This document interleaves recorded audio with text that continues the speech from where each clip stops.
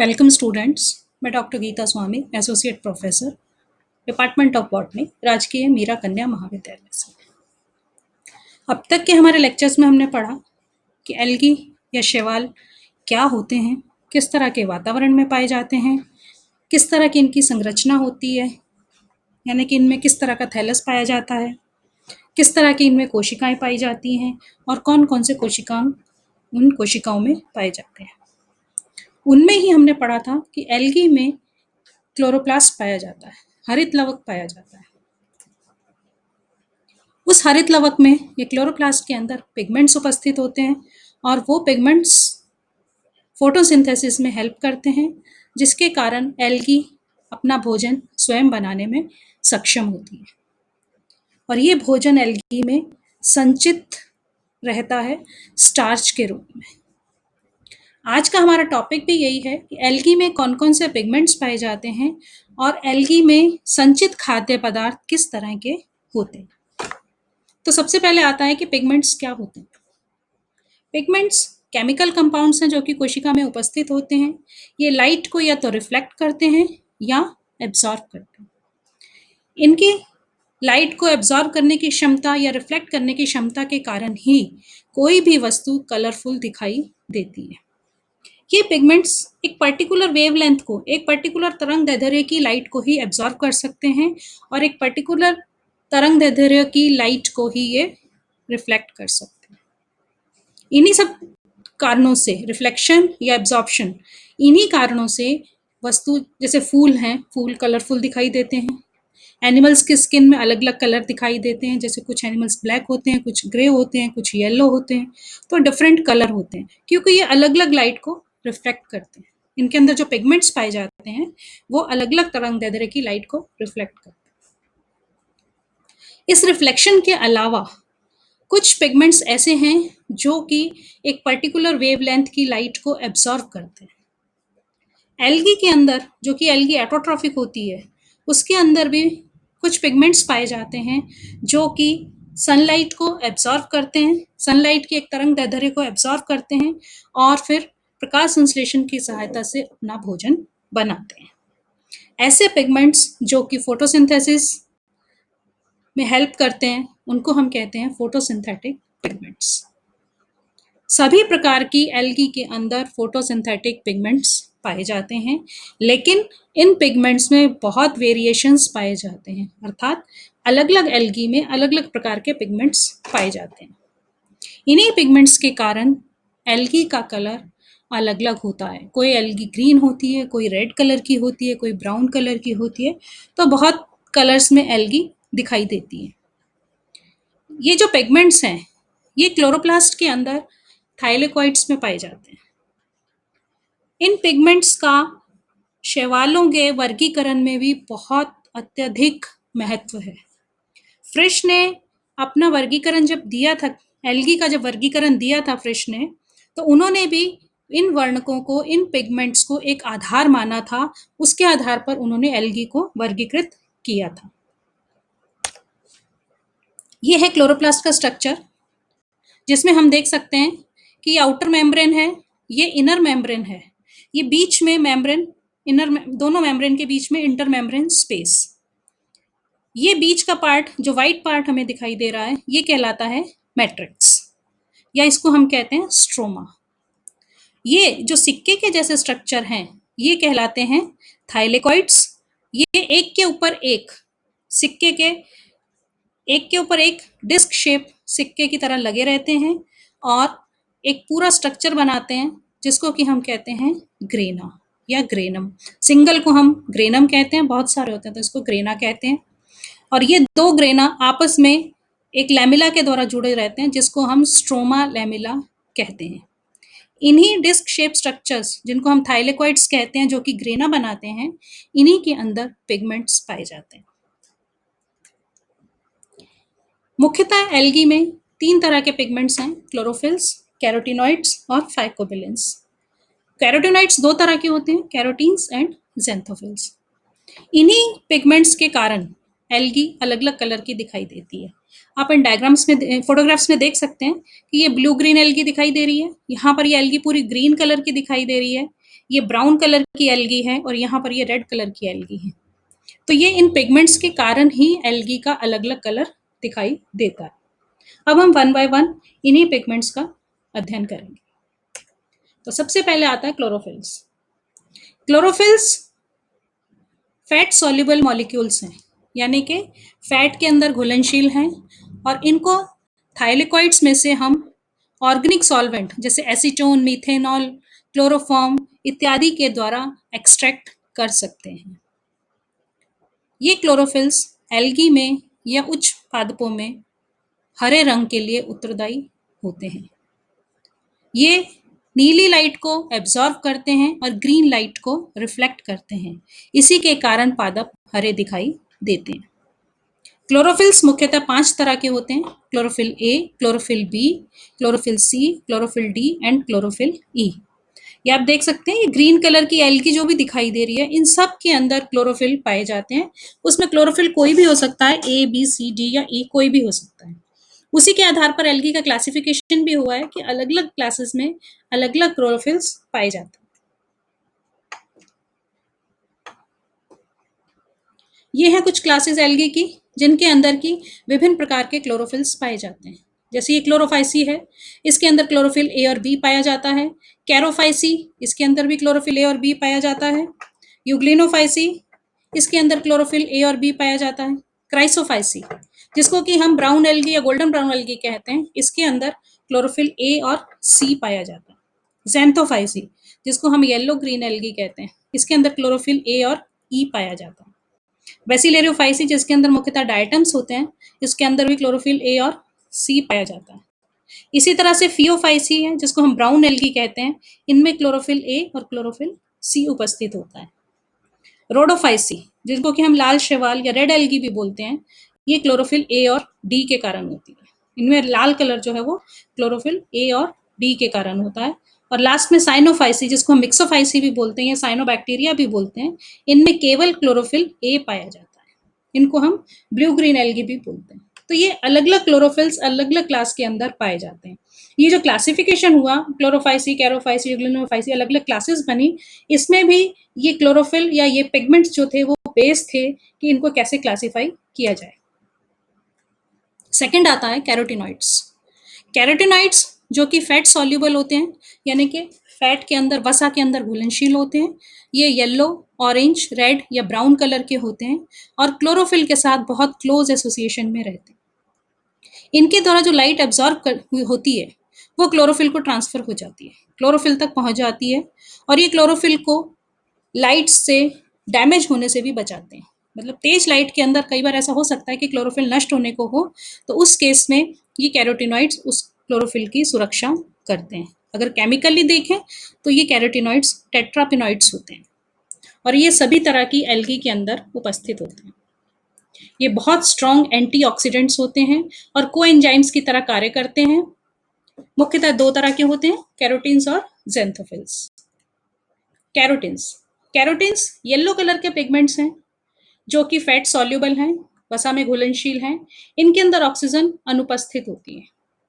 ये ब्लू और green colour की लाइट को अवशोषित करते हैं और येलो और रेड कलर की लाइट को रिफ्लेक्ट करते हैं। ये मुख्यतः 5 तरह के हैं: अल्फा कैरोटीन, बीटा कैरोटीन, सी कैरोटीन, ई कैरोटीन और लाइकोपीन। ज़ैंथोफिल्स, जिनको कि हम कैरोटिनॉल्स भी कहते हैं, ये पीले या भूरे रंग के पिगमेंट्स हैं जो कि ब्लू लाइट को एब्जॉर्ब करते हैं और ग्रीन लाइट को एब्जॉर्ब करते हैं। इनके अंदर जब कैरोटीन्स के अंदर ऑक्सीजन ऐड हो जाती है तो ज़ैंथोफिल्स बनते हैं।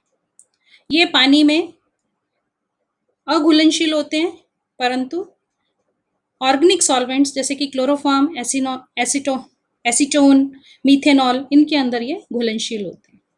अब तक 20 तरह के ज़ैंथोफिल्स ज्ञात हैं, जैसे कि ज़ियाज़ैंथिन, साइफोनोज़ैंथिन, नियोज़ैंथिन, मिक्सोज़ैंथिन, फ्लेवोज़ैंथिन, ल्यूटीन एटसेट्रा।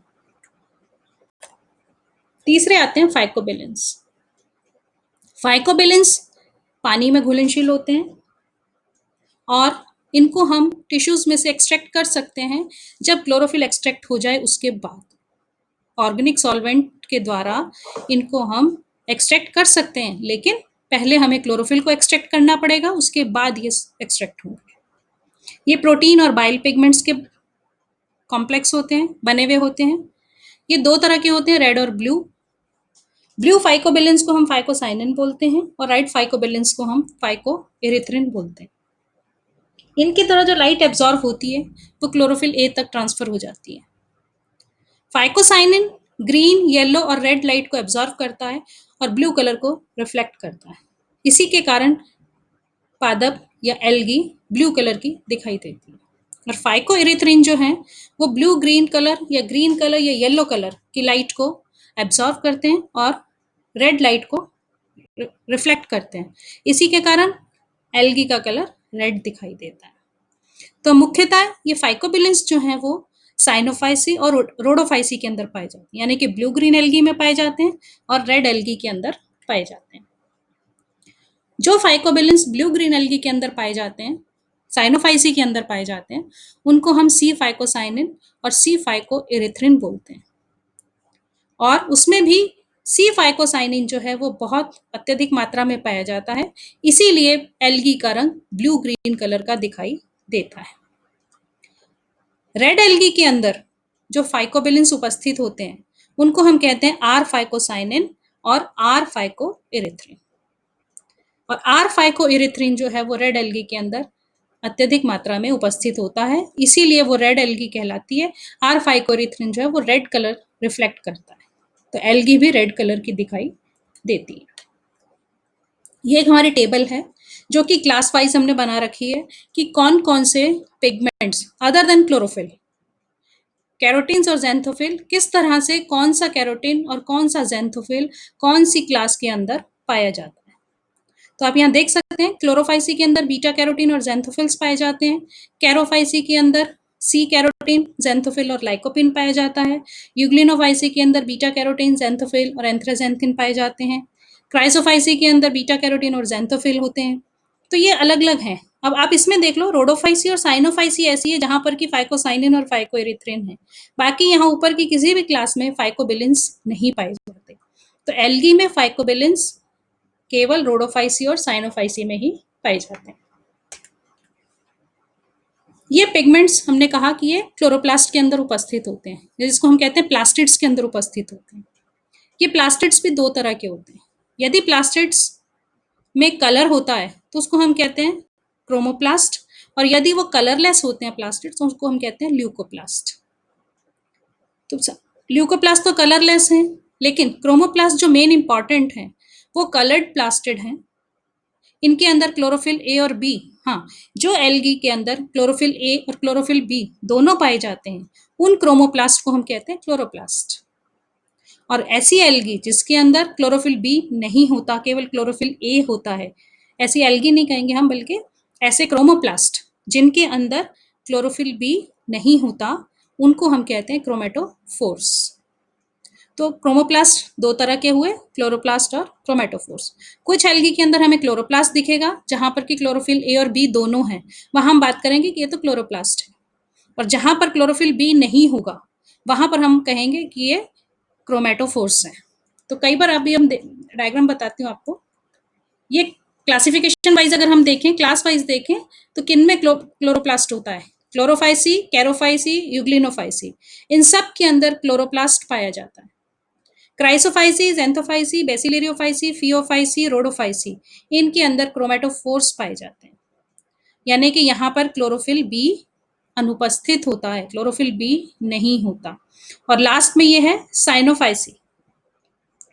साइनोफाइसी के अंदर क्रोमोप्लाज्म होता है।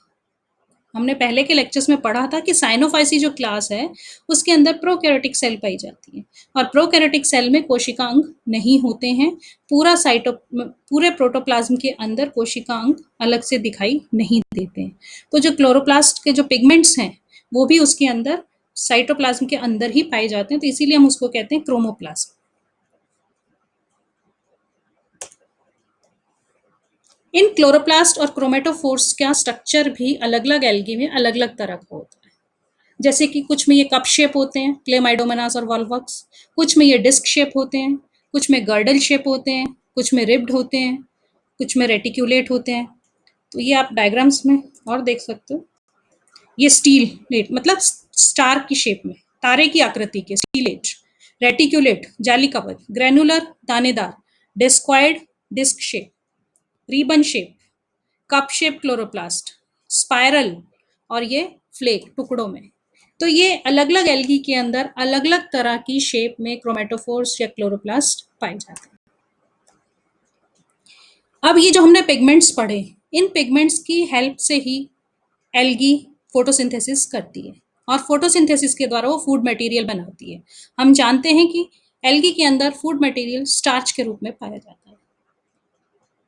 जो स्टार्च एल्गी यूज कर लेती है एनर्जी के रूप में, वो तो यूज कर लेती है, बाकी जो फूड बचता है वो सारा उसके अंदर स्टोर हो जाता है। स्टोर फूड किस रूप में पाया जाता है? वो अलग अलग एल्गी में स्टोर फूड जो है वो अलग अलग तरह का होता है। जैसे कि किसी में नॉर्मल स्टार्च होती है, किसी एल्गी में पैरामाइलम स्टार्च होती है, किसी में ल्यूकोसिन होता है, कहीं फ्लोरिडियन स्टार्च होती है, कहीं मिक्सोफिशियन स्टार्च होती है। इसके अलावा ऑयल और अल्कोहल, फैट्स भी रिजर्व फूड के रूप में पाए जाते हैं। अल्कोहल, फैट और ऑयल भी रिजर्व फूड के रूप में पाया जाता है। अलग अलग क्लास में अलग अलग तरह के संचित खाद्य पदार्थ पाए जाते हैं। ये आप आगे टेबल में भी देख लें। तो ये क्लोरोफाइसी के अंदर सिंपल स्टार्च पाई जाती है, कैरोफाइसी के अंदर भी सिंपल स्टार्च होती है जो रिजर्व फूड के रूप में होती है। यूग्लिनोफाइसी जो क्लास है, इसके अंदर पैरामाइलम स्टार्च और फैट्स जो है वो रिजर्व फूड के रूप में पाए जाते हैं। क्राइसोफाइसी, इसमें ल्यूकोसिन, फैट्स और क्राइसोलेमिनेरियन स्टार्च रिजर्व फूड के रूप में पाई जाती है। ज़ैंथोफाइसी, यहाँ पर ऑयल, फैट और ल्यूकोसिन ये रिजर्व फूड के रूप में पाए जाते हैं। वेसिलेरियोफाइसी, जहाँ पर कि फैट और ल्यूकोसिन पाया जाता है। फियोफाइसी, लेमिनेरियन स्टार्च और मैनिटॉल। रोडोफाइसी में फ्लोरिडियन स्टार्च और साइनोफाइसी के अंदर मिक्सोफिशियन स्टार्च जो है वो रिजर्व फूड के रूप में पाई जाती है। तो ये तो था कि एल्गी में किस तरह के पिगमेंट्स पाए जाते हैं और उन पिगमेंट्स के द्वारा जो भोजन बनता है वो किस किस रूप में संचित रहता है। Thank you very much.